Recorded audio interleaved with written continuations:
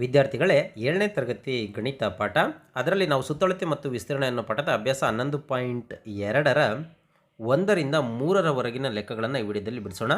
ಮೊದಲನೇ ಲೆಕ್ಕ, ಮುಂದಿನ ಪ್ರತಿಯೊಂದು ಸಮಾಂತರ ಚತುರ್ಭುಜದ ವಿಸ್ತೀರ್ಣವನ್ನು ಕಂಡುಹಿಡಿಯಿರಿ ಅಂತ ಕೊಟ್ಟಿದ್ದಾರೆ. ಇಲ್ಲಿ ಎ ಏನಿದೆ 7 ಸೆಂಟಿಮೀಟರ್ ಪಾದ ಇದೆ, ಎತ್ತರ 4 ಸೆಂಟಿಮೀಟರ್ ಇದೆ. ನಮಗೆ ಗೊತ್ತಿದೆ ಸಮಾಂತರ ಚತುರ್ಭುಜದ ವಿಸ್ತೀರ್ಣದ ಸೂತ್ರ ಏನು ಅಂತಂದರೆ ಪಾದ ಇಂಟು ಎತ್ತರ ಅಂತ ಬರ್ಕೊಂಬಿಡೋಣ.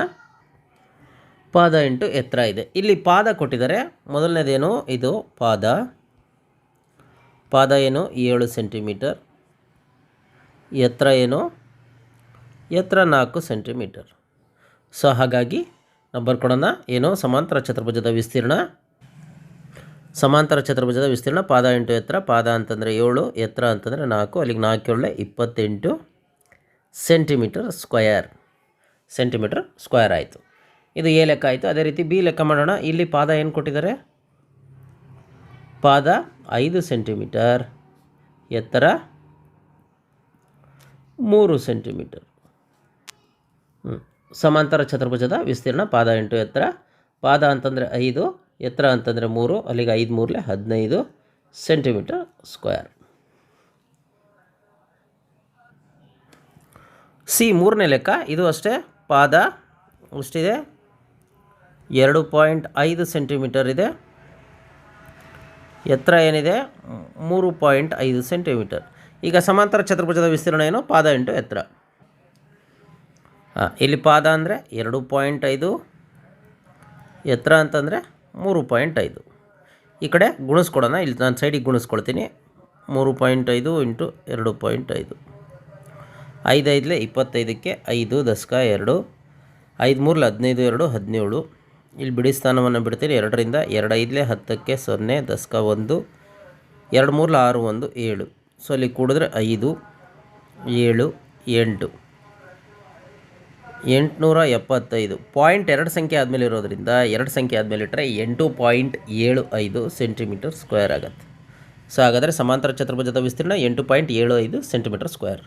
ಓಕೆ, ಅದೇ ರೀತಿ ನಾವು ಡಿ ಲೆಕ್ಕ ಮಾಡೋಣ. ಇಲ್ಲಿ ಪಾದ ಏನು ಕೊಟ್ಟಿದ್ದಾರೆ,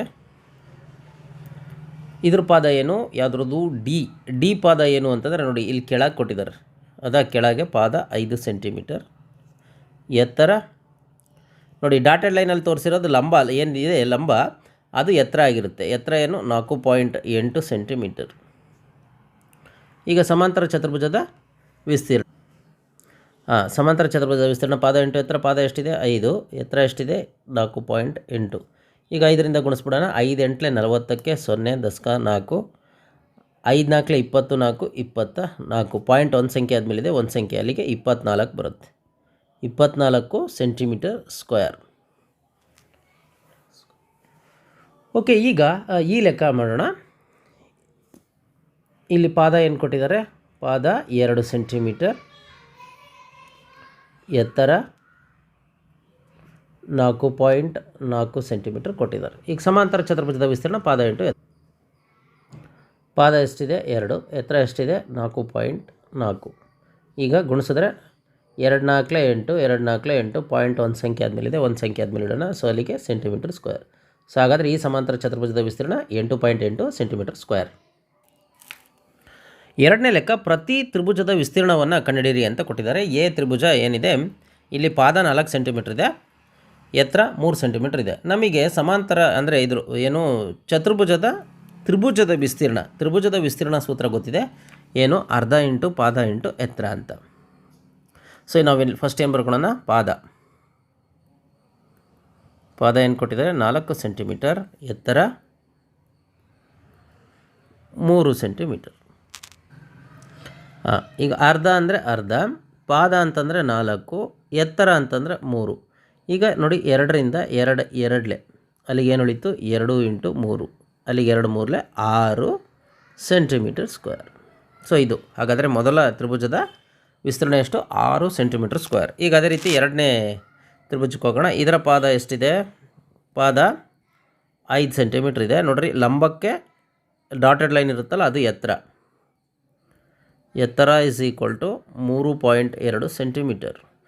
ಈಗ ತ್ರಿಭುಜದ ವಿಸ್ತೀರ್ಣದ ಸೂತ್ರ ಏನು, ಅರ್ಧ ಇಂಟು ಪಾದ ಇಂಟು ಎತ್ತರ. ಅದನ್ನು ಬರ್ಕೊಳ್ಳೋಣ. ಈಗ ಅರ್ಧ, ಪಾದ ಅಂತಂದರೆ 5, ಎತ್ತರ ಅಂತಂದರೆ 3.2. ನೋಡಿ ಈಗ ನಾವೇನು ಮಾಡೋಣ, ಇದನ್ನು 2ರಿಂದ ಭಾಗಿಸೋಣ. 2 ಒಂದಲೇ 2, 2.5 ಅಲ್ವಾ, 5ರಲ್ಲಿ ಅರ್ಧ ಎಷ್ಟು 2.5. ಈಗ ನಾವೇನು ಮಾಡೋಣ, ಇಲ್ಲಿ 2.5 ಇಂಟು 3.2 ಗುಣಿಸ್ಕೊಳ್ಳೋಣ. ನೋಡಿ 2ರಿಂದ ಮಾಡ್ಕೊಂತ 2 5 10 0 10 1 2 2 4 1 5 ಬಿಡಿ ಸ್ಥಾನ ಬಿಡ್ತೀನಿ. 3 5 15 10 1 3 2 6 1 7 ಅಲ್ಲಿಗೆ 0 5 5 10 0 10 1 8. ಪಾಯಿಂಟ್ 2 ಸಂಖ್ಯೆ ಆದಮೇಲೆ ಇದೆ, 2 ಸಂಖ್ಯೆ ಆದಮೇಲೆ ಇಡೋಣ. ಸೊ ಅಲ್ಲಿಗೆ ಇದು ಎಷ್ಟು ಬರುತ್ತೆ, 8 ಬರುತ್ತೆ. 8 centimetre square. 8 centimetre square. C ಒಂದು ತ್ರಿಭುಜ. ಇದರ ಪಾದ ಏನಿದೆ, ಪಾದ 3 ಸೆಂಟಿಮೀಟರ್, ಎತ್ತರ 4 ಸೆಂಟಿಮೀಟರ್. ಈಗ ತ್ರಿಭುಜದ ವಿಸ್ತೀರ್ಣ ಸೂತ್ರ ಏನು, ಅರ್ಧ ಇಂಟು ಪಾದ ಇಂಟು ಅರ್ಧ. ಪಾದ ಎಷ್ಟಿದೆ 3 ಸೆಂಟಿಮೀಟ್ರ್, ಎತ್ತರ ಎಷ್ಟಿದೆ 4.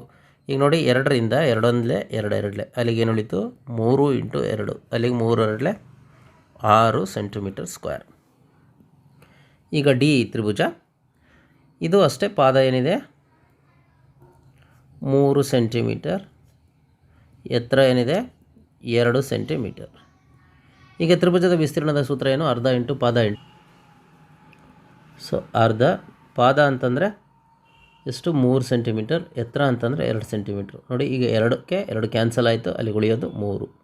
ಇದು ಸೆಂಟಿಮೀಟರ್ ಸ್ಕ್ವೇರ್. 3 ಸೆಂಟಿಮೀಟರ್ ಸ್ಕ್ವೇರ್ ಇದರ ವಿಸ್ತೀರ್ಣ ಆಗಿದೆ. ಮೂರನೇ ಲೆಕ್ಕ, ಬಿಟ್ಟು ಹೋಗಿರುವ ಬೆಲೆಗಳನ್ನು ಕಂಡುಹಿಡಿಯಿರಿ ಅಂತ ಕೊಟ್ಟಿದ್ದಾರೆ. ಇಲ್ಲಿ ಪಾದ ಕೊಟ್ಟಿದ್ದಾರೆ, ಇದು ಎತ್ತರ ಕೊಟ್ಟಿಲ್ಲ, ಇದರ ವಿಸ್ತೀರ್ಣ ಕೊಟ್ಟಿದ್ದಾರೆ. ಯಾವುದ್ರದ್ದು, ಸಮಾಂತರ ಚತುರ್ಭುಜದ ಕೊಟ್ಟಿದ್ದಾರೆ. ಹಾಗಾಗಿ ಫಸ್ಟು ನಾವೇನು ಬರ್ಕೊಳ್ಳೋಣ, ಇದರಲ್ಲಿ ಮೊದಲನೇದು ಎ ಲೆಕ್ಕ. ಪಾದ ಕೊಟ್ಟಿದ್ದಾರೆ 20 ಸೆಂಟಿಮೀಟರ್, ಹೌದಾ. ಸಮಾಂತರ ಚತುರ್ಭುಜದ ವಿಸ್ತೀರ್ಣ ಕೊಟ್ಟಿದ್ದಾರೆ ಎಷ್ಟು, 246 ಸೆಂಟಿಮೀಟ್ರ್ ಸ್ಕ್ವೇರ್. ಏನು ಕಂಡುಹಿಡಿಬೇಕು ನಾವು, ಎತ್ತರ ಕಂಡುಹಿಡಿಬೇಕು, ಹೌದಾ. ಎತ್ತರ is equal to question mark. ಇದು ಈ ಕಡೆ ಒಂದನೇ ಲೆಕ್ಕ, ಈ ಕಡೆ ಮಾಡೋಣ. ಈಗ ನಾನು ಸೂತ್ರ ಬರ್ಕೊಂಡು ಬಿಡ್ತೀನಿ. ಸಮಾಂತರ ಚತುರ್ಭುಜದ ವಿಸ್ತೀರ್ಣ ಪಾದ ಇಂಟು ನೋಡಿ, ಸಮಾಂತರ ಚತುರ್ಭುಜದ ವಿಸ್ತೀರ್ಣ ಅವರೇ ಕೊಟ್ಟಿದ್ದಾರೆ 246. ಪಾದ ಎಷ್ಟಿದೆ 20, ಎತ್ತರ ಗೊತ್ತಿಲ್ಲ. ಓರೆ ಗುಣಾಕಾರ ಮಾಡೋಣ. ಓರೆ ಗುಣಾಕಾರ ಮಾಡಿದ್ರೆ 246/20 ಇಸ್ ಈಕ್ವಲ್ ಟು ಎತ್ತರ. ಸೊ ನೋಡಿ 2ರಿಂದ ಭಾಗಿಸ್ತೀನಿ ನಾನು. 2 10, 2 1, 2 2, 2 3. ಸೊ ಅಲ್ಲಿಗೆ ಎತ್ತರ ಎಷ್ಟು ಬಂತು, ಎತ್ತರ ಇಸ್ ಈಕ್ವಲ್ ಟು 123/10. 123ಕ್ಕೆ ನಾವು 10ರಿಂದ ಭಾಗಿಸಿದಾಗ 0.1 ಸಂಖ್ಯೆ ಅಂದರೆ 12 ಪಕ್ಕ ಬಂದ್ಬಿಡುತ್ತಲ್ವಾ.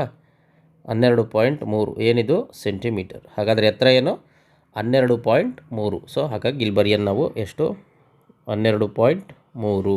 ಇಲ್ಲಿಗೆ ಒಂದನೇ ಲೆಕ್ಕ ಮುಗಿಯುತ್ತೆ. ಈಗ ಅದೇ ರೀತಿ ಬಿ ಲೆಕ್ಕ ಮಾಡೋಣ.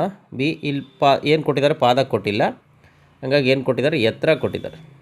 ಎತ್ತರ ಇಸ್ ಈಕ್ವಲ್ ಟು 15 ಸೆಂಟಿಮೀಟರ್. ಇನ್ನು ಸಮಾಂತರ ಚತುರ್ಭುಜದ ವಿಸ್ತೀರ್ಣ ಕೊಟ್ಟಿದ್ದಾರೆ ಎಷ್ಟು, 154.5 ಸೆಂಟಿಮೀಟರ್ ಸ್ಕ್ವೇರ್. ಈಗ ನಮಗೆ ಸೂತ್ರ ಗೊತ್ತಿದೆ, ಸಮಾಂತರ ಚತುರ್ಭುಜದ ವಿಸ್ತೀರ್ಣ ಪಾದ ಇಂಟು ಎತ್ತರ. ಅದನ್ನು ಬರ್ಕೊಂಡೆ. ಈಗ ಸಮಾಂತರ ಚತುರ್ಭುಜದ ವಿಸ್ತೀರ್ಣ ಎಷ್ಟು, 154.5. ಪಾದ ಕೊಟ್ಟಿಲ್ಲ, ಎತ್ತರ ಕೊಟ್ಟಿದ್ದಾರೆ ಎಷ್ಟು, 15. ಸೊ ಅದನ್ನು 15 ಬರ್ಕೊಳ್ತೀನಿ. ಗೋರೆ ಗುಣಾಕಾರ ಮಾಡ್ತೀನಿ ನಾನು. ಅಲ್ಲಿಗೆ 154.5/15 ಇಸ್ ಈಕ್ವಲ್ ಟು ಪಾದ. ಈಗ ನೋಡಿ 154.5ಅನ್ನು 15ರಿಂದ ನಾನು ಭಾಗಿಸ್ತೀನಿ. 15 ಒಂದಲೇ 15, ಕರೆಕ್ಟಾ. 0, 4ಅನ್ನು ಕೆಳಗಿಳಿಸ್ಕೊಳ್ತೀನಿ. ಇದು 4 ಚಿಕ್ಕದಾಯ್ತು 15ಕ್ಕಿಂತ, ಹಾಗಾಗಿ ಹೋಗೋದಿಲ್ಲ. ಹಾಗಾಗಿ ನಾನು ಏನು ಮಾಡ್ತೀನಿ, 0 ಕಟ್ಕೊಳ್ತೀನಿ. ಏನು ಕಟ್ಕೊಳ್ತೀನಿ, 0 ಕಟ್ಕೊಳ್ತೀನಿ. 0 ಕಟ್ಕೊಂಡಾಗ ಆಗ 5ಅನ್ನು ಸಹ ಕೆಳಗಿಳಿಸ್ಕೊಳ್ಬೋದು. ಇಲ್ಲಿ ಪಾಯಿಂಟ್ ಇರೋದ್ರಿಂದ ಪಾಯಿಂಟ್ ಇಟ್ಕೊಂಡ್ಬಿಡ್ತೀನಿ, ಹೌದಾ. 10 ಪಾಯಿಂಟ್ ಆಯಿತು. ಈಗ 15 3 45. ಸೊ ಅಲ್ಲಿಗೆ ಎಷ್ಟು ಬಂತು, ಪಾದ ಇಸ್ ಈಕ್ವಲ್ ಟು 10.3 ಏನಿದು ಸೆಂಟಿಮೀಟರ್. ಪಾದ ಎಷ್ಟು, 10.3 ಸೆಂಟಿಮೀಟರ್. ಅದನ್ನು ಇಲ್ಲಿ ಬರೀತೀನಿ, 10.3 ಸೆಂಟಿಮೀಟರ್. ಮೂರನೇ ಲೆಕ್ಕ. ಇಲ್ಲಿ ಏನು ಕೇಳಿದ್ದಾರೆ, ಇಲ್ಲಿ ಪಾದ ಗೊತ್ತಿಲ್ಲ, ಇಲ್ಲಿ ಎತ್ತರ ಮತ್ತು ವಿಸ್ತೀರ್ಣ ಕೊಟ್ಟಿದ್ದಾರೆ. ಅದನ್ನು ಬರ್ಕೊಳ್ಳೋಣ. ಸಿ ಇಲ್ಲೇನು ಎತ್ತರ 8.4, ಇನ್ನು ಸಮಾಂತರ ಚತುರ್ಭುಜದ ವಿಸ್ತೀರ್ಣ 48.72 ಸೆಂಟಿಮೀಟರ್ ಸ್ಕ್ವೇರ್. ಈಗ ಇಲ್ಲಿ ಬರ್ಕೊಳ್ಳೋಣ. ಸಮಾಂತರ ಚತುರ್ಭುಜದ ವಿಸ್ತೀರ್ಣ ಪಾದ ಇಂಟು ಎತ್ತರ. ಸೊ ಸಮಾಂತರ ಚತುರ್ಭುಜದ ವಿಸ್ತೀರ್ಣ ಎಷ್ಟು? 48.72. 48.72 ಇಸ್ ಈಕ್ವಲ್ ಟು ಪಾದ ಗೊತ್ತಿಲ್ಲ, ಎತ್ತರ ಕೊಟ್ಟಿದ್ದಾರೆ ಎಷ್ಟು? 8.4. ಸೊ ಈಗ ಓರೆ ಗುಣಾಕಾರ ಮಾಡೋಣ. ಓರೆ ಗುಣಾಕಾರ ಮಾಡಿದ್ರೆ 84.72 ಬೈ 8.4 ಇಸ್ ಈಕ್ವಲ್ ಟು ಪಾದ. ಈಗ ನೋಡಿ 8.4ರಿಂದ ಇದನ್ನು ನಾವು ಇನ್ನು ಭಾಗಿಸ್ಲಿಕ್ಕೆ ಹೋದರೆ ಆಗೋದಿಲ್ಲ. ಹಾಗಾಗಿ ಏನು ಮಾಡೋಣ, ಪಾಯಿಂಟನ್ನು ಒಂದು ಸಂಖ್ಯೆ ಈ ಕಡೆ ಹಾಕೋಣ. ಸೊ ಪಾಯಿಂಟ್ ಒಂದು ಸಂಖ್ಯೆ ಈ ಕಡೆ ಹಾಕಿದ್ರೆ 7 ಪಕ್ಕ ಬಂದುಬಿಡುತ್ತೆ. ಅಲ್ಲಿಗೆ 487.2 ಬೈ ಇಲ್ಲಿ ಎಷ್ಟು? ಇದೆಷ್ಟಾಯಿತು? 84 ಆಯಿತು. ಇಸ್ ಈಕ್ವಲ್ ಟು ಪಾದ. ಈ ಕಡೆ ನೋಡಿ, ಪಾದ is equal to 487.2 divided by 84. ಈಗ 84ರಿಂದ ಭಾಗಿಸೋಣ. 84ರಿಂದ 487.2 ಭಾಗಿಸ್ತೀನಿ ನೋಡಿರಿ. ಎಷ್ಟಾಗುತ್ತೆ ಅಂತಂದರೆ 84 10 ಎಷ್ಟಾಗುತ್ತೆ? 840 ಆಗುತ್ತೆ. ಹಾಗಾಗಿ ಅದ್ರಾಗ ಅರ್ಧ ತೊಗೊಂಡ್ರೆ 400 ಆಗುತ್ತೆ. ನಾನು ಚೆಕ್ ಮಾಡ್ತೀನಿ, 5ರಿಂದ ನೋಡ್ತೀನಿ. 5 5 4 20ಕ್ಕೆ 0 ಕರೆಕ್ಟಾಗಿ 10ಕ್ಕೆ 2. ನೆಕ್ಸ್ಟ್ 8 5 42 42 420 ಬಂತು. ಈಗ 7 ಇಲ್ಲಿ 8ರಲ್ಲಿ 2 ಹೋದರೆ 6, ಇದು 0. 2 ಕೆಳಗಿಳಿಸ್ಕೊಳ್ತೀನಿ. ಕರೆಕ್ಟಾಗಿ 2 ಕೆಳಗಿಳಿಸ್ಕೊಳ್ತೀನಿ. ಪಾಯಿಂಟ್ ಇರೋದ್ರಿಂದ ಪಾಯಿಂಟ್ ಹಾಕ್ಕೊಂಡ್ಬಿಡ್ತೀನಿ ನಾನು. ಈಗ ನೋಡಿ 2 ಇದೆ. 2 ಯಾವಾಗ ಬರುತ್ತೆ ಅಂತಂದರೆ ಚೆಕ್ ಮಾಡೋಣ. ಇಲ್ಲಿ ಯಾವ ಮಗ್ಗಿಯಿಂದ 4ಕ್ಕೆ ಗುಣಿಸಿದ್ರೆ 2 ಬರುತ್ತೆ ಅಂತ. 8 4 32 ಬರುತ್ತೆ ನೋಡಿ. ನಾನು ಟ್ರಯಲ್ ಆ್ಯಂಡ್ ಎರರ್ ಮಾಡ್ತಾ ಇರೋದು ಇದು. 8 4 32, 10ಕ್ಕೆ 3, 8 8 64, 3 67. ಕಂಪ್ಲೀಟ್ ಆಯ್ತು ನೋಡಿ. ಸೊ ಅಲ್ಲಿಗೆ ಪಾದ ಇಸ್ ಈಕ್ವಲ್ ಟು ಎಷ್ಟಿದು? 5.8 ಸೆಂಟಿಮೀಟರ್. ಹಾಗಾಗಿ ಇಲ್ಲಿ ಬರೆದ್ಬಿಡ್ತೀನಿ 5.8 ಸೆಂಟಿಮೀಟರ್. ಈಗ ಡಿ ಲೆಕ್ಕ.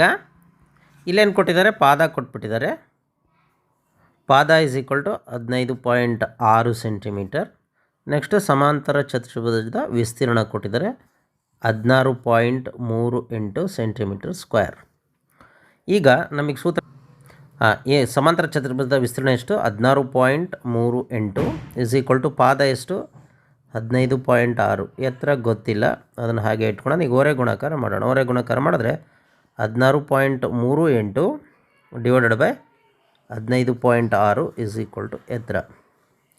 ಈಗ ನೋಡಿ, ಇದು 15ಅನ್ನು ದಶಮಾಂಶವನ್ನು ಪೂರ್ಣ ಮಾಡ್ಕೊಳ್ಳೋಣ. ಸೊ ಅಲ್ಲಿಗೆ ಪಾಯಿಂಟ್ ಈ ಕಡೆ ಇರೋದು ಈ ಕಡೆ ಬಂದರೆ ಇಲ್ಲೂ ಸಹ ಈ ಕಡೆ ಹೋಗುತ್ತೆ. ಸೊ ಅಲ್ಲಿಗೆ ಎತ್ತರ is equal to 163.8 divided by 156.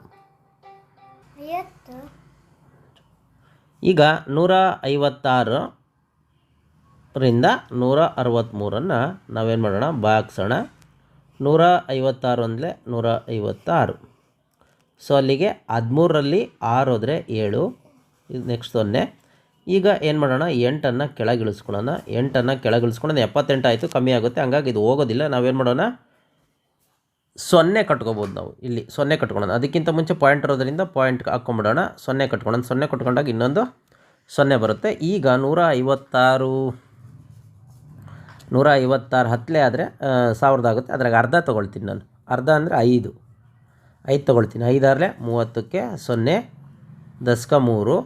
Next 5 5 25, 3 28, 10ಕ್ಕೆ 2, 5 1 5 2 7. ಅಲ್ಲಿ ಕಂಪ್ಲೀಟ್ ಹೋಗ್ಬಿಡುತ್ತೆ. ಅಲ್ಲಿಗೆ ಎಷ್ಟಿದು? 1.05 ಸೆಂಟಿಮೀಟರ್.